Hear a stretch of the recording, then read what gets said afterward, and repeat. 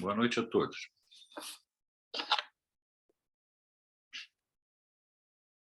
Boa noite. Boa Boa noite. noite, professor. Boa noite. Tá tudo bem com vocês? Tá, né? Tudo ok, graças a Deus, e com o senhor. Também, tá tudo bem. Nós vamos hoje dar continuidade e nós vamos falar um pouco sobre medicina baseada em evidência em cardiologia. Eu vou trazer um caso clínico para mostrar para vocês aonde que a gente pode, digamos assim, obter informações, né, que são úteis aí para que a gente possa conduzir e tratar os nossos pacientes. São dois casos. Eu vou apresentar um, depois eu vou interromper, conversar com vocês, depois vou apresentar o outro. Vamos ver. Deixa eu compartilhar a tela aqui.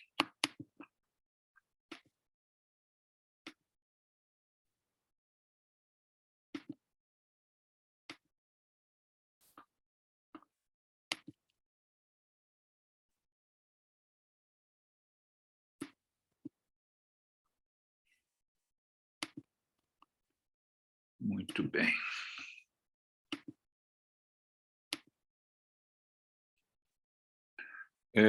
Vocês estão vendo o slide? Sim, professor. Então, vamos lá. Só para paciente de 70 anos, uma senhora feminina, né, atendida no consultório após ter alta devido a um IAM sem supra de ST. Ela procurou o consultório depois de ter alta do hospital. Que receita eu faço para essa paciente, né? Questão a ser respondida, se eu prescrevo aspirina ou não, caso prescreva, usar por quanto tempo. É uma droga que é comumente prescrita nesse modelo de paciente, né? Se eu prescrevo aspirina ou não, e usar por quanto tempo. Né? Onde acho em local confiável essa resposta. Então, essa é uma questão a ser colocada, né? Ali diante de um médico que está fazendo consultório e vai prescrever uma droga para esse modelo de paciente. Quer dizer, aonde estão os artigos que subsidiam tal orientação para a prescrição de aspirina. Esse slide aqui é um slide que eu acho que eu já mostrei para vocês anteriormente, né? Quando a gente vai falar sobre uma determinada patologia, vários pontos são colocados, né? O que interessa ali na medicina baseada em evidência, as intervenções terapêuticas, os resultados, né? A melhor evidência disponível, aplicabilidade ao caso, preferência do paciente e o quanto o médico está ouvindo, quer dizer, tem experiência com tratamento daquela patologia em questão. Então, são 3 itens, a gente já falou isso lá quando deu a aula de princípios, né, de fundamentos, que é melhor evidências, experiência do médico e valores e circunstâncias do paciente, particularidades. Aqui estamos falando, né, a respeito lá, histórico do uso da aspirina, e na década de 70 ali, a inibição da síntese da prostaglandina, posteriormente artigos, né? Aqui está falando fatores de risco para trombose e embolismo, aqui um slide falando como se desenvolve a patogênese da doença aterosclerótica, né? Aqui, com um pouquinho mais de detalhe, como é que ocorre a adesão plaquetária, a formação do microtrombo, aqui como as drogas agem em relação às plaquetas, né? A ação da aspirina e de outras drogas também, que atuam ali inibindo a adesividade plaquetária. Aqui uma plataforma que a gente pode ter acesso, naturalmente, ela é paga, né? A respeito de condutas, né, de medicina baseada em evidências, onde são colocadas recomendações, onde ele cita um artigo de que a aspirina deve ser prescrita para todos os pacientes que têm esse quadro de síndrome coronariana aguda, IAM com supra de ST, IAM sem supra de ST, fala da referência, que é aquela referência ali que está colocada, número 5, essa referência está ali, do PubMed, foi publicada em 1988, mostrando o benefício do uso de aspirina diminuindo eventos cardiovasculares. Aqui uma outra publicação recente, falando também a respeito do uso da aspirina. Nós temos como os guidelines são constituídos, né? Aqui são médicos que estão acostumados digamos assim, a selecionar e trabalhar para desenvolver guidelines. Existe uma metodologia que se chama GRADE, onde os artigos que você encontra sobre aquele determinado fármaco ou doença ou intervenção, eles são graduados de acordo com a evidência, né? Níveis de evidência, como está colocado ali, de acordo com o sistema GRADE, né? E aí esses guidelines são publicados principalmente para os profissionais de saúde, né? E aonde são também julgados efeitos adversos, resultados favoráveis, tudo isso no sentido de nos ajudar a decidir as intervenções terapêuticas, né? Até chegar ali a recomendação através de um guideline. Aqui é uma outra maneira de publicar, de pesquisa secundária, onde a gente tem acesso a essas informações através de revisão sistemática e meta-análise. Existem plataformas que mostram como que uma meta-análise pode ser feita, um cálculo matemático, chegando aqui no guideline recente, 2020, a respeito do manuseio de pacientes com síndrome coronariana aguda, que se apresenta com sem elevação persistente de segmento ST, o IAM sem supra de ST. Né? Aqui está falando das classes de recomendação, né? Classe 1, 2, 2A e 2B, a classe 3, né? Os níveis de evidência, A, B ou C. Aqui falando de artigos publicados, né? Trials publicados a respeito do uso de inibidores da adesividade plaquetária, falando dentro desse guideline a respeito do tratamento antitrombótico, as possibilidades, né, os efeitos adversos que nós podemos ter com o tratamento antitrombótico, né, a diminuição do risco isquêmico, aumento do risco de sangramento, como é que essas drogas elas funcionam, tudo isso dentro do guideline, as referências bibliográficas que levaram a esses médicos que compõem, que estão, digamos assim, escalados, né, pelas sociedades para fazer o guideline, as referências que eles colocam, que a gente pode ter acesso. Aqui uma tabelinha falando a respeito do uso da aspirina. Aqui uma outra publicação, já mais antiga, de 2011, falando também sobre o uso da aspirina. Quer dizer, então, eu posso consultar essas publicações, né, ir lá atrás para ver artigos históricos, posso vir mais recente, para ver artigos que, digamos assim, nos oferecem uma síntese dessas evidências, que são as revisões sistemáticas, as meta-análises e, principalmente, os guidelines com recomendações da sociedade, falando a respeito do uso de aspirina. Aqui essa publicação falando, olha a quantidade de artigos, né, que estão colocados ali para subsidiar as informações, o trabalho que se tem para poder falar sobre a recomendação de uma droga em uma determinada patologia. Nós, né, e vocês no futuro que vão estar na assistência, obrigatoriamente tem que ter acesso a essa informação, aprender a ter acesso a essa informação para poder ter subsídio, né, a respeito do que vai fazer com o doente. Né? Aqui é uma publicação a respeito desse tema, outra publicação, aqui um abstract de uma publicação, aqui um livro-texto, né, de medicina interna, o Curret, também falando ali eu posso consultar, também falando da aspirina, né? E aqui prescrevo estatina, quer dizer, então eu encontrei uma série mostrei uma série de evidências ali, favorecendo a prescrição do uso de aspirina para esse modelo de paciente. Outra questão a ser respondida, se eu prescrevo estatina ou não, qual é o objetivo de eu prescrever estatina, onde é que está escrito isso nesse modelo de paciente? Então está ali, mecanismo de ação, drogas que podem ser utilizadas, como é o metabolismo lipídico, onde é que essas drogas podem agir, aonde que a estatina vai atuar e beneficiando pacientes com dislipidemia. Aqui são as drogas utilizadas, as doses das drogas utilizadas, recomendações da sociedade, eu posso procurar no PubMed, né? Está lá, estatinas e infarto agudo do miocárdio. E eu encontrei ali, 2.311 resultados, que é um número muito grande. Eu posso filtrar, por exemplo, por trabalho randomizado controlado, são 324. Eu posso filtrar por meta-análise, são 44 resultados. Eu posso colocar como revisão, 421 resultados. Eu posso só ver os artigos mais recentes. Eu tenho curiosidade para ver os artigos publicados mais recentes, 230 resultados. Quer dizer, eu tenho que estudar, eu tenho que ter acesso a essa informação para poder subsidiar a minha intervenção terapêutica, né? Aqui, dentro do PubMed, os artigos que eu tenho livre acesso para ler o artigo todo. Vejam, são quase 900 artigos sobre uso de estatina em infarto agudo do miocárdio.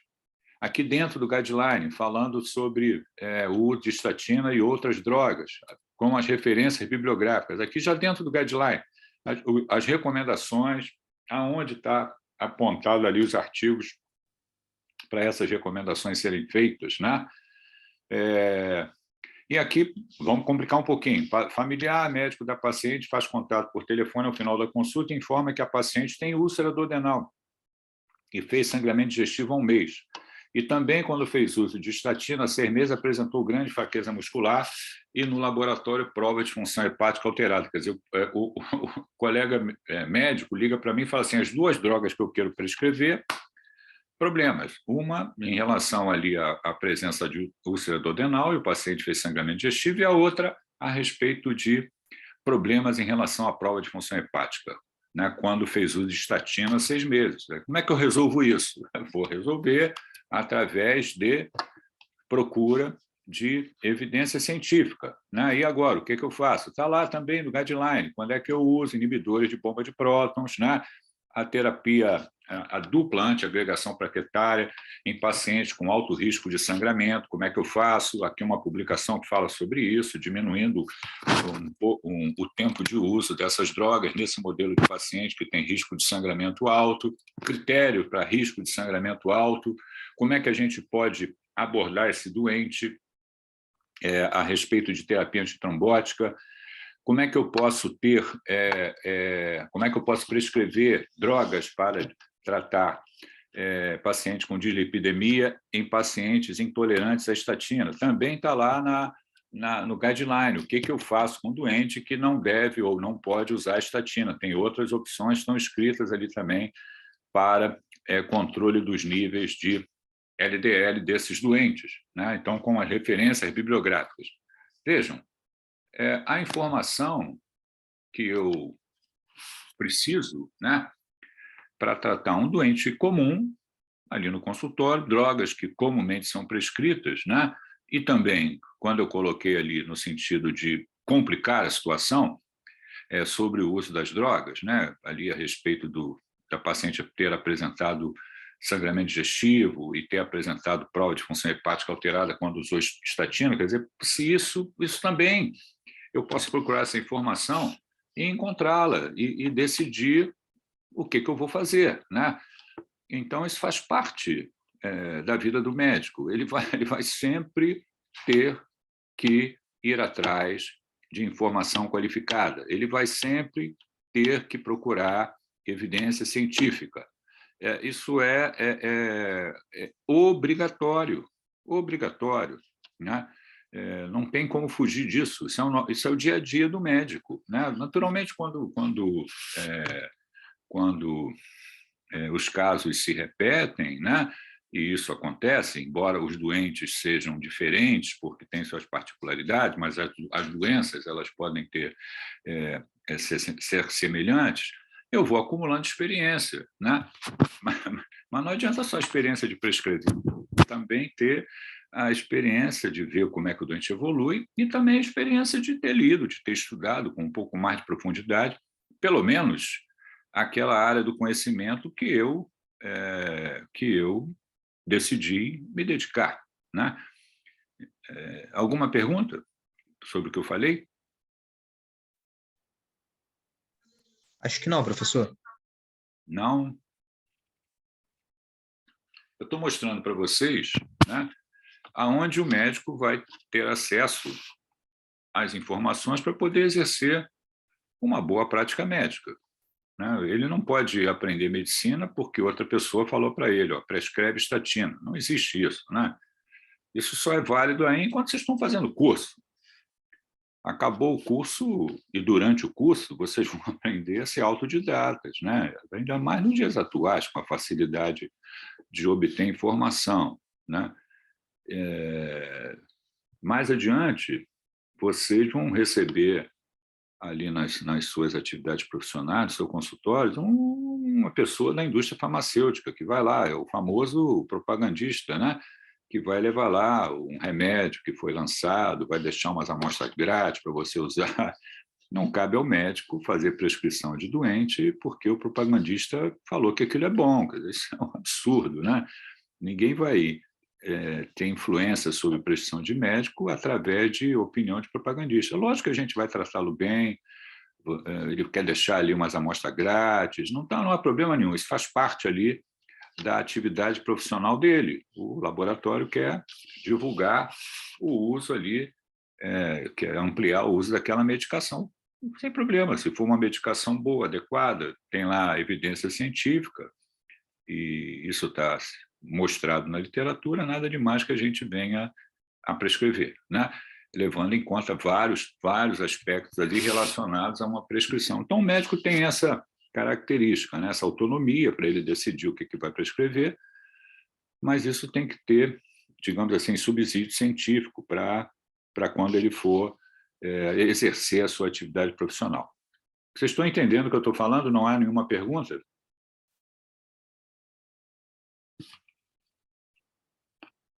Da minha parte, acho que não, professor. Não. Deixa eu localizar aqui uma outra parte da aula só para a gente conversar. Vamos lá. Vamos dar continuidade aqui. Vamos tornar a coisa um pouquinho mais chata. Mais chata para quem está trabalhando, né? Aqui. Aqui é um outro exemplo. Então, deixa eu compartilhar a tela com vocês aqui. Eu vou simular, né, através de um caso hipotético, um diálogo entre o paciente e um médico a respeito de um atendimento e de uma conduta. Vamos lá. Vamos estar aqui.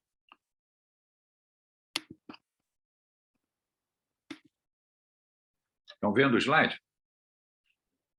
Sim. Sim, professor. Então, vamos lá. Você atende no consultório um paciente com insuficiência cardíaca, igual o outro lá, né? O paciente pergunta, devo fazer uso de diurético? O paciente está perguntando, né? As respostas e as perguntas hipotéticas, né? O médico, eu sei que devo prescrever diurético para o senhor. Tenho experiência com seu uso na insuficiência cardíaca. A resposta do médico, né? O doente fala o seguinte, paciente, tudo bem, doutor, mas como funciona na minha doença a insuficiência cardíaca e qual o mecanismo de ação?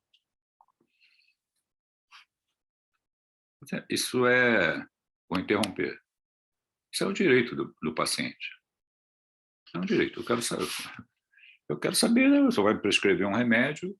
E outra coisa, hoje os doentes com acesso à informação facilitada, ele muitas vezes vai interrogar o médico a respeito ali do que ele está prescrevendo, né? Por que ele está prescrevendo, como que a droga funciona, né? Vocês acham isso alguma coisa demais ou não? Eu acho que não, professor. Para mim, tudo normal.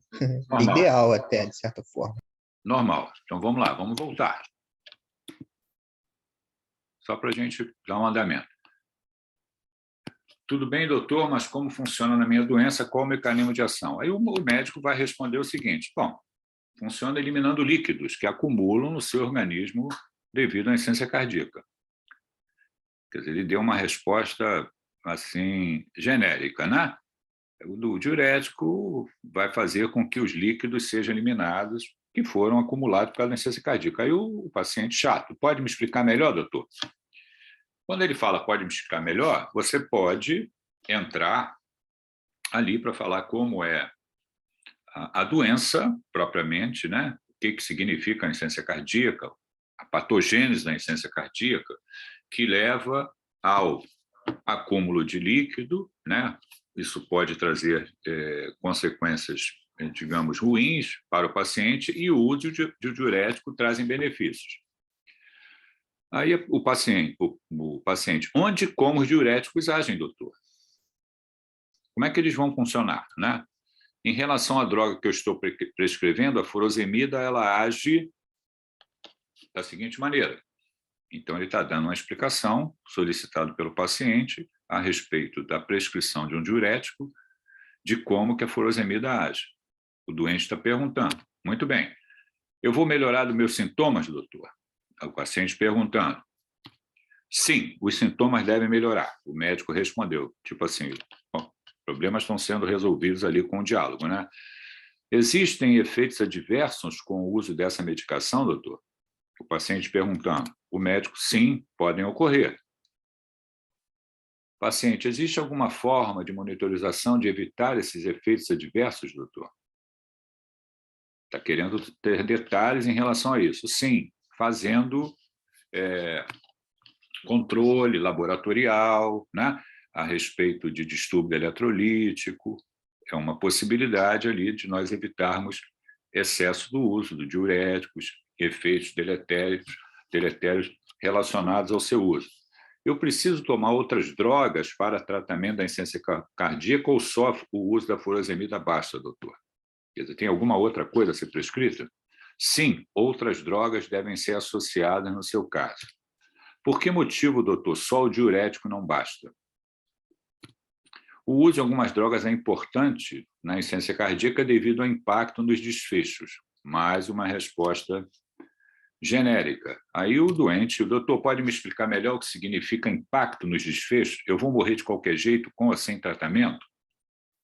O doente está apertando o médico, né? Bom, aí o médico, o que sabemos é que o uso de diurético, no seu caso a furosemida, parece reduzir o risco de morte, porém não muda a mortalidade a longo prazo na insuficiência cardíaca. Isso é o que está escrito. Como assim, doutor? Por que o senhor me prescreve uma droga que não muda a mortalidade? Por que eu tenho que tomar essa droga, né? Bom, o uso de diurético melhora, diminui sintomas, e aí tenta explicar melhor ali por que esse diurético especificamente não tem diminuição da mortalidade a longo prazo. Existe alguma outra droga nova que eu possa usar para tratamento da insuficiência cardíaca? Sim, e o seu uso depende de algumas variáveis. Como assim, doutor? No meu caso, eu posso usar? O médico fica em dúvida, né? Ou pensando como vai responder. Já estão disponíveis no Brasil, doutor, essas drogas? Sim. Quanto custam essas drogas novas, doutor? O médico vai responder. Qual o custo dessas drogas? Se eu for a outro médico, ele vai me prescrever diurético também? Ou essas drogas novas? É bastante provável que tenha a mesma conduta, o médico respondeu. Doutor, caso não se importe, já que eu sou seu paciente e também sou médico, o senhor pode me mostrar onde eu encontro todas essa informação que o senhor me falou, escritas? E você fica pensando, cadê a MBE que eu estudei na faculdade? Né? Então, está aqui, ó, uma porção de artigos sobre diurético que a gente está conversando.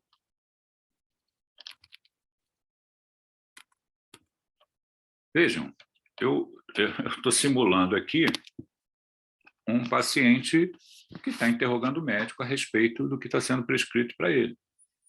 E você, como médico, vai ter que dar explicações.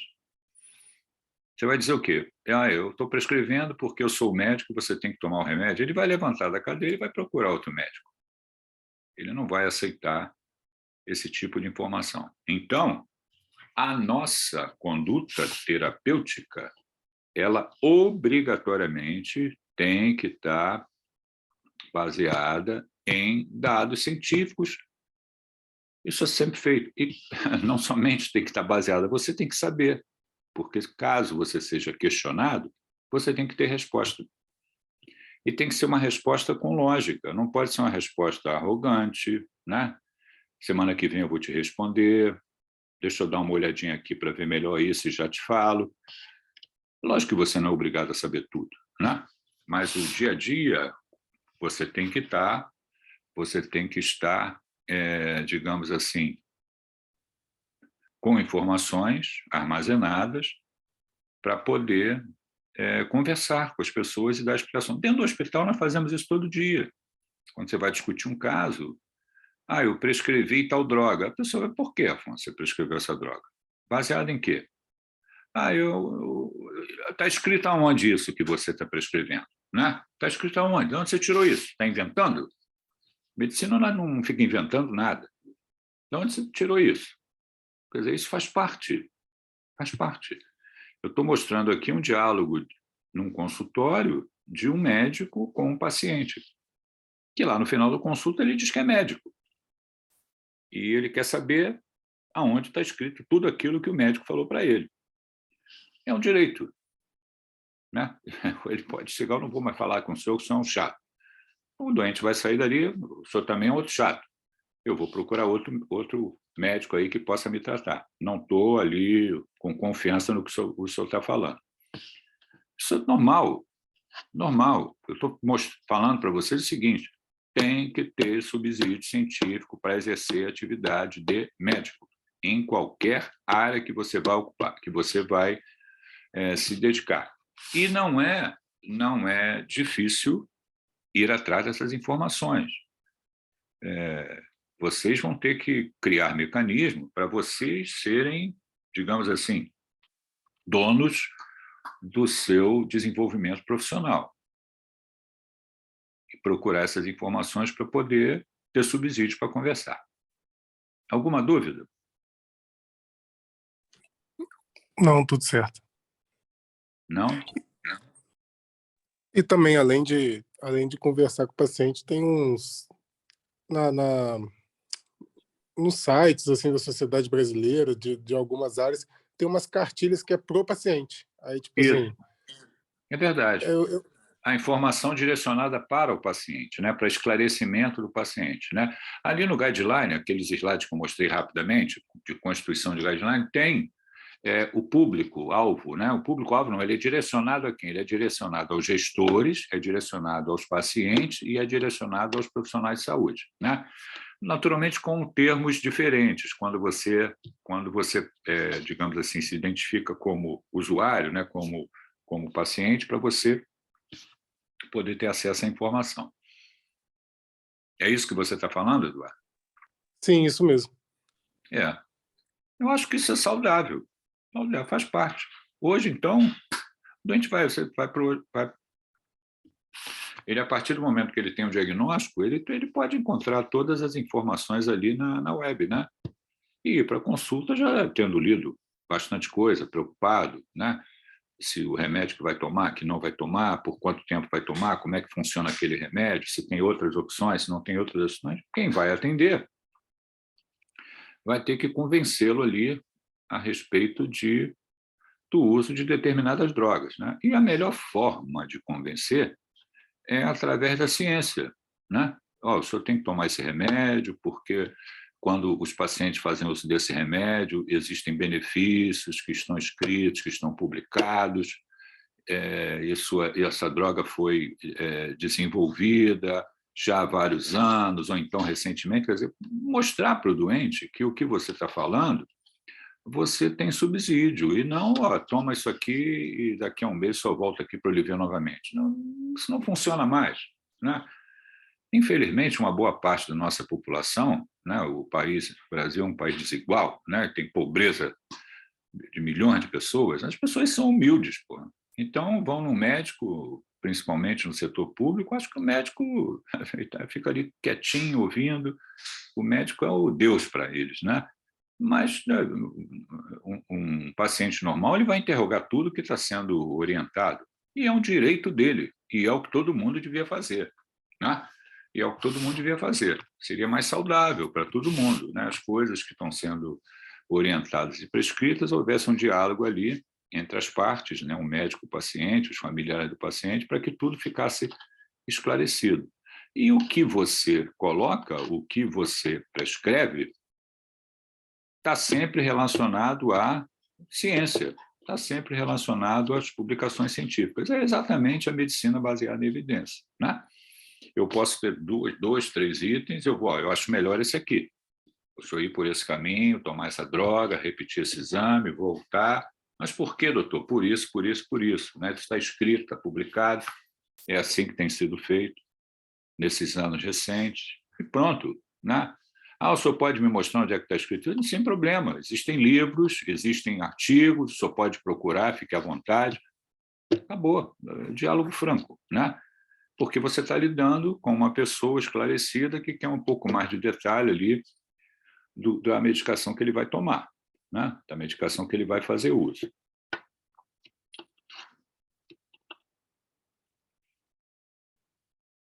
Alguma pergunta?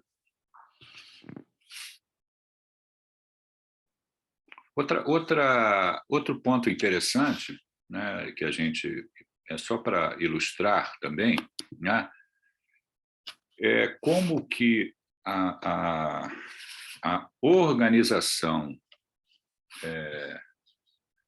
de um grupo para fazer pesquisa, né, e também agências reguladoras, né, junto com as indústrias farmacêuticas, quer dizer, eu tenho, por um lado, a indústria que desenvolve uma droga. Eu tenho um grupo de médicos que fazem pesquisas, né? São pesquisadores. E eu tenho uma agência reguladora que, na medida em que essas drogas vão sendo desenvolvidas e podendo ali ser colocadas para uso clínico, ela autoriza, né? É como se fosse a nossa Anvisa aqui, e um grupo de médicos dentro de um hospital, acostumados ou que pretendem fazer pesquisa, e o resultado disso, né? O paciente que vai usar aquela determinada droga. Essa visão, né, de que a medicina avança dessa maneira é muito interessante, né? Eu vou mostrar para vocês. Vocês já leram alguma coisa a respeito de drogas para tratamento de insuficiência cardíaca que foram colocadas recentemente? A partir disso que eu estou conversando, né? O desenvolvimento de uma droga para tratar uma determinada doença, posteriormente essa droga se mostrou benéfica para tratamento de outra doença. Leram alguma coisa sobre isso? Os inibidores de SGLT2, né? Isso. De onde veio isso, Leonardo? Você que falou. A resposta é essa, mas de onde veio isso? Então, inicialmente eles estavam avaliando o uso em pacientes diabéticos, né, para poder induzir a glicosura e melhorar um pouco a glicemia. E muitos pacientes com diabetes também acabavam tendo uma complicação importante, é o desenvolvimento da insuficiência cardíaca. Eles viram que os resultados foram bastante positivos nesses pacientes e estenderam um pouco o estudo para ver se ajudaria os pacientes com insuficiência cardíaca, independente de eles terem diabetes ou não. Exatamente, isso foi a pesquisa clínica. Mas o que levou a isso? O que fez a indústria que, digamos assim, proporcionou o uso dessa droga, desenvolveu o uso dessa droga, que agisse dessa maneira? Quer dizer, eu tenho uma agência reguladora, eu tenho a indústria e eu tenho um grupo de pesquisa. Aonde houve essa relação? Você acha que isso foi de propósito? Encontrar uma droga para tratar diabetes que poderia beneficiar doentes com insuficiência cardíaca?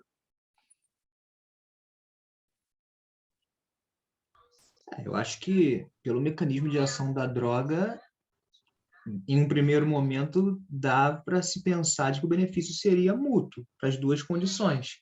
Mas nem sempre o que faz sentido realmente é. Agir como diurético, é isso?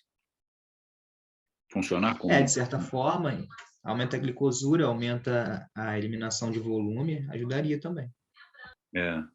Mas não é... A história, você tá certo, acho que você, digamos assim, as suas informações são boas, né? Mas o que eu vou... Deixa eu te mostrar uma coisa para você e para os outros aqui também, só para a gente poder ter um pouquinho mais de detalhe aqui. Deixa eu... Onde é que está isso aqui? Vamos ver. Onde é que está isso aqui? Onde é que está isso aqui? Aqui. Estão vendo o slide? Sim, professor. Aqui eu tenho controle de tratamento. Aqui é um caso clínico, só. Eu não vou falar do caso clínico, só a gente vai direto aqui. Aqui é tratamento do paciente com diabetes tipo 2.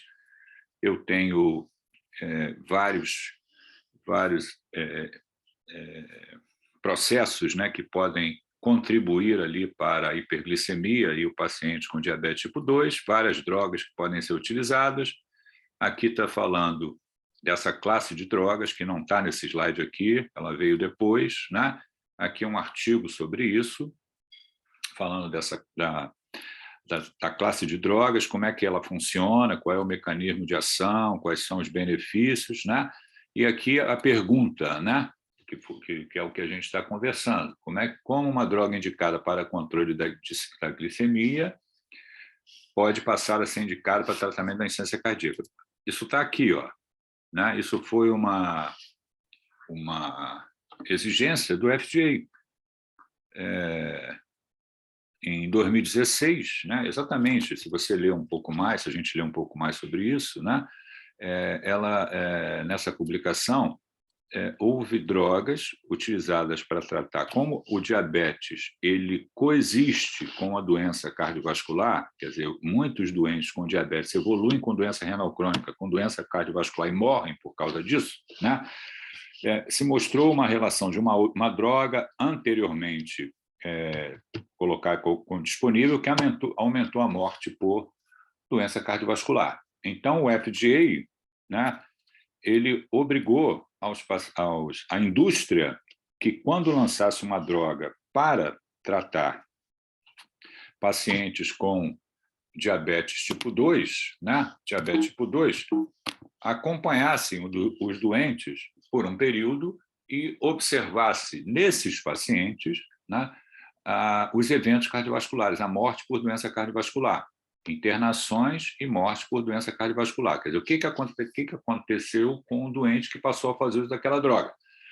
Isso obrigando a indústrias a fazer isso. E, naturalmente, tem um grupo de médicos que prescrevem a droga e acompanham um banco de dados grande a respeito disso, né? Então, isso foi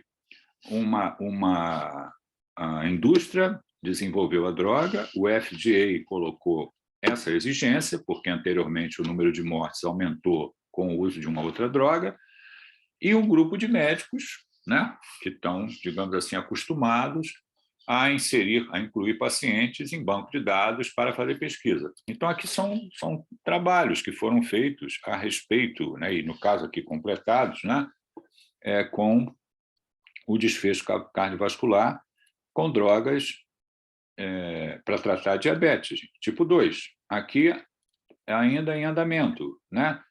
E aí, diante dessas informações, o que aconteceu é que o grupo de pacientes que estava usando essa classe de droga teve uma chance menor de evento cardiovascular e internação por doença cardíaca. E também a progressão de doença renal. Então, está aqui, ó, uma publicação agora de 2020, né? Eu mostrei para vocês esse dado de 2016, a necessidade de inclusão obrigatória pela Agência Reguladora Americana. Aqui uma publicação de 2020, falando a respeito do uso dessas drogas, né? Trabalhos que estão em andamento, né?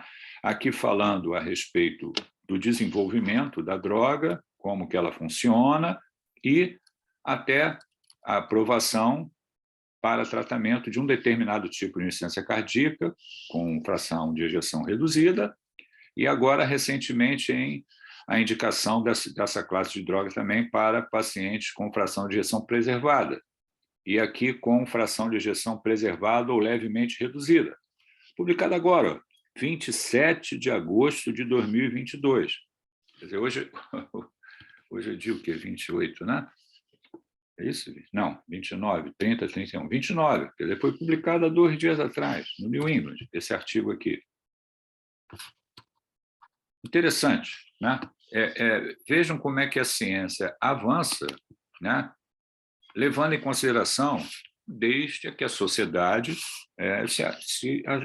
digamos assim, se estrutura. Estou falando sociedade, quer dizer, um grupo de médicos que se propõe a fazer pesquisa, uma agência reguladora que fez uma exigência e a indústria farmacêutica que lançou uma droga e foi obrigada a acompanhar esses pacientes durante um período e notou benefício. E a agência reguladora acabou aprovando o uso dessa droga para tratar pacientes com insuficiência cardíaca. Olha que interessante como é que a ciência avança, né? Como é que as evidências chegam, né? Para que você ali, na ponta da linha, possa, mais adiante, fazer uso dessa droga, trazendo benefício tanto em relação a um aspecto ali da patologia do paciente, como também em relação a outro aspecto, né?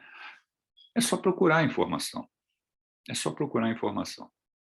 Que, com certeza, Leonardo, que participou, você já tem, né? Não sei se você procurou ela com um pouquinho mais de detalhe, né? Dessas publicações que eu acabei de mostrar para você. Mas o caminho é esse, o caminho é procurar informação, está disponível para todo mundo. Não tem, digamos assim, nenhum pano preto, é só ir atrás da informação que você vai encontrar. Alguma dúvida?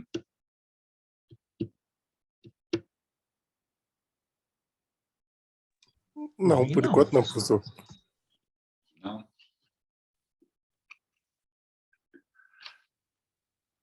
Muito bem. Então, por hoje está bom.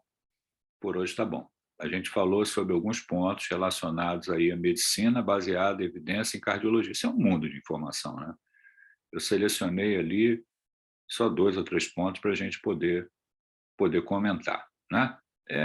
Lógico que quem é especialista, né, que fez a formação na área, vai saber muito mais, porque, digamos assim, é obrigado a ler, né, sobre a sua e se dedicar àquela área de conhecimento. Ele vai estudando e vai acumulando experiência, né? É o que se exige do médico aí que se dedica a uma determinada especialidade. Mas vai ter trabalho, porque tem que estudar. A informação ela não vai chegar de graça para você, não, né? E a gente tem que ter cuidado, eu também vivo isso, a única diferença entre eu e vocês é que eu tenho mais idade, mais nada, né? Mas a gente tem que ter cuidado com a facilidade da informação que nós temos hoje, né? Uma informação assim rápida, digerida, que a gente obtém aí, que para mim, ela não basta. Quer dizer, eu procurar rapidamente uma informação, aquilo ali eu vou ler, vou olhar, mas não vou entender por completo. Se eu quiser entender por completo, eu tenho que parar e ler com calma a publicação científica. Não adianta eu rapidamente dar uma olhada, né, e vida que segue. Não vou aprender nada, pelo menos eu não consigo fazer isso. Pode ser que vocês tenham uma capacidade de assimilação muito grande, diferente de mim, o que é natural também, que eu sou mais velho, né? Mas quando eu quero assimilar alguma coisa um pouco melhor, eu tenho que parar, ler aquela publicação com calma, para que eu possa, digamos assim, entender melhor o que está acontecendo e poder, digamos assim, facilitar o processo decisório de prescrição, né? Isso comigo. Então, eu acho que esse é um problema da rede social. Facilita a vida de todo mundo para obter informação, mas, por outro lado, fica tudo ali meio dentro da superficialidade, né? Então, eu posso ver tudo ao mesmo tempo e o que eu aprendi? Nada, né? Esse é um desafio para vocês, né? Que vocês é que vão, digamos assim, vão viver nesse mundo onde a informação ela é facilitada o tempo todo, mas para ela ser elaborada, se pensar sobre aquela informação e dali derivar, procurar outra informação, não pode ser, a meu ver, não pode ser desse jeito, porque não para, entendeu? Você não para com calma, então se você não para com calma, aquilo entra e sai, você não valoriza e daqui a pouco está o hiperconectado, né? É o hiperconectado. Acorda de manhã, a primeira coisa que faz é pegar o celular para ver o que tem ali no Zap. Isso aí é uma doença, né? Isso é uma doença, a verdade é essa, né? Então, a gente tem que ter cuidado com as coisas que a gente faz, e nós somos médicos, nós estamos lidando com pacientes que precisam do médico, que precisam de uma prescrição, e eu tenho que fazer isso de uma maneira, digamos assim, racional, de uma maneira lógica, de uma maneira procurando evidência científica, né? É isso. Então tá. Não tem nenhuma dúvida adicional? Não? Eu não tenho, não, professor. Então tá bom. Até semana que vem. Semana que vem a gente fala de um outro tópico aí para estimular o raciocínio de vocês. Um abraço, hein? Espero que estejam gostando, hein? Um abraço. Obrigada. Obrigado pela aula, Tchau, professor. tchau. Boa semana.